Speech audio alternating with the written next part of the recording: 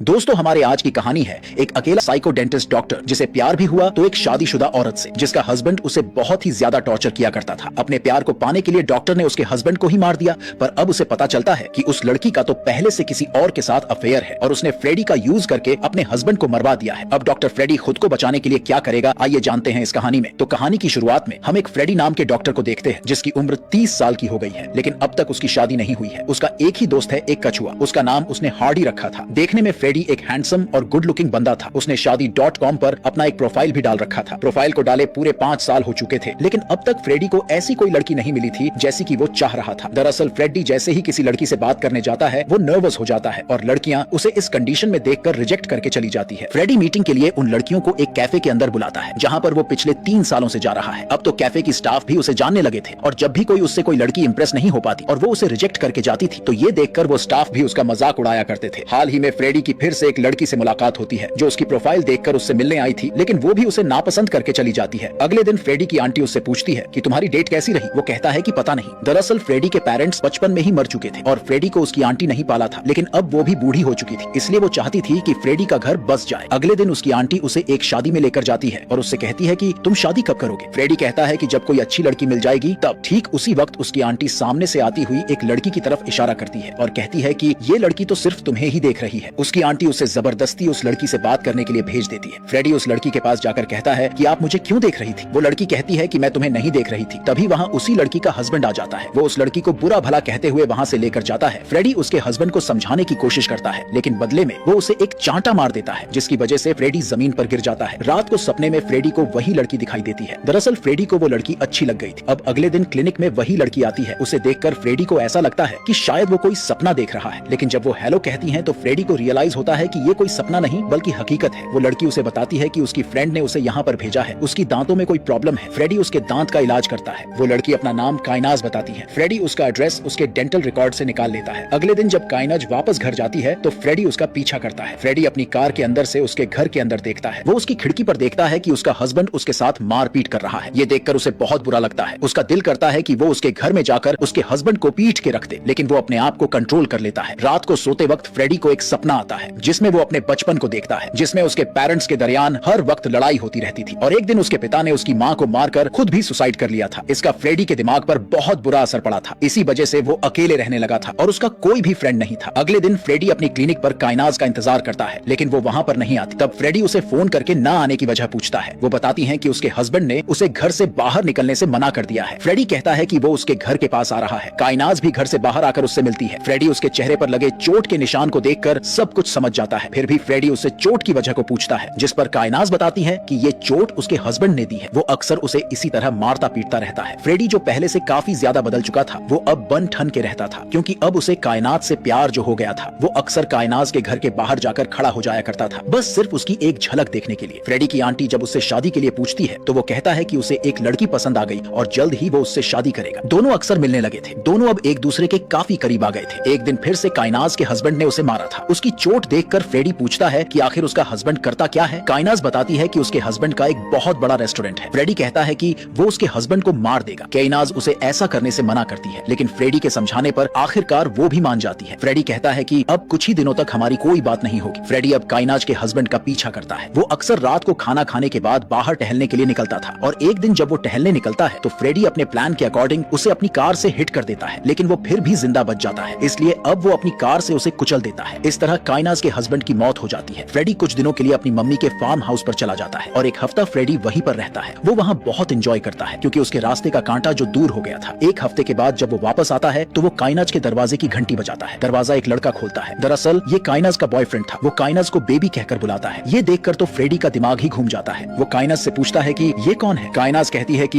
ये मेरा बॉयफ्रेंड है और मेरा इसके साथ शादी से पहले से अफेयर चल रहा है और हमने तुम्हारा इस्तेमाल सिर्फ अपने हस्बैंड को मारने के लिए किया है। फ्रेडी कहता है कि तुम मेरे साथ ऐसा कैसे कर सकती हो। वो लड़का फ्रेडी को मारने लगता है। उनके पास वो सारे एविडेंस थे जिससे कि साबित हो जाता है कि फ्रेडी नहीं कायनाज को हासिल करने के लिए उसके हस्बैंड को मारा, लेकिन वो ये सब सबूत पुलिस को नहीं देने वाले थे। वो दोनों उसे वार्निंग देके छोड़ देते हैं। अब प्यार में इतना बड़ा धोखा मिलने पर फ्रेडी रोने लगता है। वो अपने घर में जमीन पर लेटकर रोने लगता है। उसका दिल बहुत दुखी था। कायनाज के हस्बैंड के मरते ही रेस्टोरेंट उसके नाम हो जाता है और अगले दिन फ्रेडी कायनाज के रेस्टोरेंट में जाता है और आइसक्रीम का ऑर्डर करता है। कायनाज और उसका बॉयफ्रेंड उसे देखते हैं। वो दोनों फ्रेडी के पास आकर पूछते हैं कि वो यहाँ क्यों आया है। फ्रेडी कहता है कि काइनाज उसे बस एक बार सॉरी कह दे, फिर वो दोबारा यहाँ कभी नहीं आएगा। उसका बॉयफ्रेंड उसे मारता है और धमकी देता है कि अगर वो दोबारा यहाँ आया तो वो लोग उसे पुलिस के हवाले कर देंगे। उसके बाद फ्रेडी वहाँ से चला जाता है, लेकिन अब फ्रेडी बदला लेना चाहता है, इसलिए अब वो प्लानिंग करने लगता है। फ्रेडी काइनाज की मेडिकल हिस्ट्री को देखता है जिसमें लिखा था कि उसे एलर्जी की प्रॉब्लम है। फ्रेडी काइनाज के घर जाता है। जब वो लोग बाहर जाते हैं, फ्रेडी उसके घर के डुप्लीकेट चाबी बनवा लेता है, जिसकी मदद से वो घर के अंदर घुस जाता है। सबसे पहले फ्रीज में रखे हुए खाने में नशीली दवाओं को मिला देता है। उसके बाद फ्रेडी बाथरूम में जाकर काइनाज की बॉडी लोशन में एक केमिकल मिला देता है। उस लोशन को लगाते ही उसे एलर्जी होने लगेगी। फ्रेडी उसकी एंटी एलर्जी की दवाओं को भी गायब कर देता है। रात को नशीली दवाओं की वजह से वो लोग बेहोश हो जाते हैं। तब फ्रेडी दोबारा से उनके घर के अंदर जाता है। वो काइनाज की मोबाइल से खुद को मैसेज करता है कि मुझे तुम्हारी कार चाहिए। उसके साथ ही वो मोबाइल से अपने खिलाफ सारे वीडियोस को भी डिलीट कर देता है। बाहर निकलकर फ्रेडी उसके कार की ब्रेक को भी फेल कर देता है। अगली सुबह जैसे ही काइनाज उठती है, उसे एलर्जी हो जाती है। वो दोनों फौरन कार से डॉक्टर के पास जाने लगते हैं। कार की ब्रेक फेल होने की वजह से